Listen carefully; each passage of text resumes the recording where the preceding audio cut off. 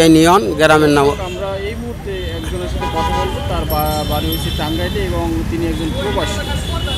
তার সাথে কথা বলবো। আসলে তার বাড়ি কি একটা সমস্যা তুলে ধরবো। জি, আসসালামু আলাইকুম।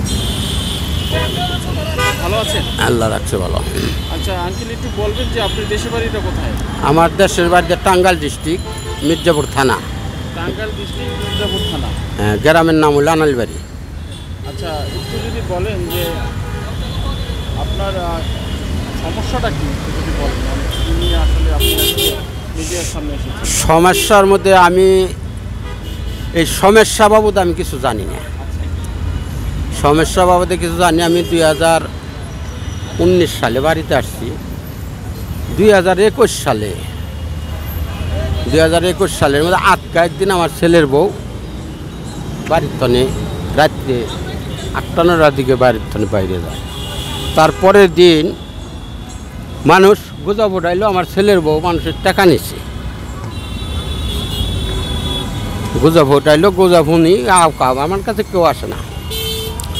কেউ না আসার পরে আমি আটকা শুই না নিয়ে নানান দিক দিয়ে বিশ্বাস করি। বউয়ের কোনো উদ্দেশ্য পাইনি।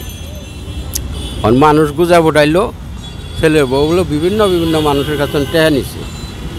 এইটা খালি শুনি, উড়া খবর আসছে আমার কানে। আসার পরে আমি তারপরের দিন থানায় গেলাম। থানায় গিয়ে বললাম তাহলে আমার ছেলের বউ যদি জায়গা বলে গুজা বুনতেছে মানুষ মাইরা ওখানে ভাবতে আর নইলে এবং নিজেও আত্মহত্যা করা হয়। তাহলে আমার থানায় একটা জিটি কর নাই। আমি জিটি করবার নিয়ে গেলাম। থানায় আমার কোনো জিটি না। ওই থানে আরেক দল লোক তারা ওই থানায় গেছে। থানায় গিয়ে নিয়ে তারা কি বললো না বললো আমি শুনি বলে আমার বাড়িতে পুলিশ গেছে না। তা আমি আবার একটা যদি বাহিরে করলাম ওইটা থানায় দখল করুন। আমার থানায় তো নেই, তারা গ্রেপ্তার করবার নিয়ে কী করে।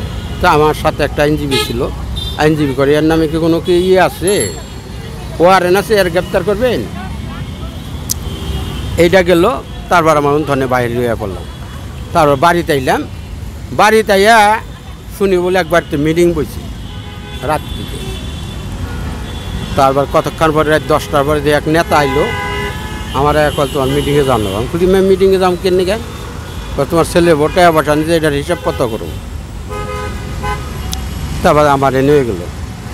নিয়ে নেওয়ার পরে এই নেতার নাম হলো শফিকুল ইসলাম টিকজি, বিএনপির নেতা। গিয়ে দেখি মানুষ শত মানুষ, 300-400 মানুষ বৈশা রয়েছে। যে শফিকুল ইসলাম যে তাকে একটা দাবি মালিক এখন তো কয় নাই বলে একটু দণ্ড হয় না। তার বাদে ডাইকা রাখতেছে মানুষ। এই তুই কত ভাবি? আমি 10 লাখ। তুই কত ভাবি? আমি 20 লাখ। তুই কত ভাবি? আমি 5 লাখ। তুই কত ভাবি? আমি 3 লাখ। এবেলে লিস্টি করতেছে।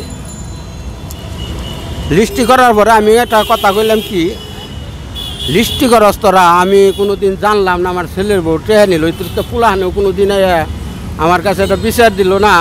বল তোমার ছেলের বউ 10টা টেহা নিচ্ছে, আমাকে 10টা টেহা দেয় না, এটা একটা বিধি ব্যবস্থা করে দাও। এরকম কোনো তো শুনলাম না। আজকে তোরা 10 লাখ, 20 লাখ, 50 লাখ, 3 কোটি টাকা হিসাব দিতেছ। এটা কি কইলেই পাওয়া যায় নাকি? এটা করার পরে আমারে নানান দিক দিয়ে নানান জনে জোর জুলুম করে কথা কয়, মার করবো, দৌড় করবো, ফল্লা করবো, ইয়া করবো। তারপরে তোমাকে আমি সেন্থনে ওইটা রওনা করে। এই শফিকুল ইসলাম ডিগ্রি ডেট দিল কি, এই যে আজকে যে বারে বললাম এইবারে তোর ছেলে আর ছেলের বউ নই হাজির হবি। আমি তার ডিগ্রির উত্তর দিয়ে আইলাম কি, আমি তো ওই মজলিসে আমার ছেলের বউর কথা আমি কইলাম না। ছেলের বউ কি না করছে, আমার ছেলে যদি 10টাতে এখন এতনি নিত কিংবা করতো, আমার কাছে অবশ্য জিজ্ঞাসা করেন আমার ছেলে কাজ করতো। আমার ছেলের বউ ছেলের একটা পশমতো কাছে না হাজির করুন না।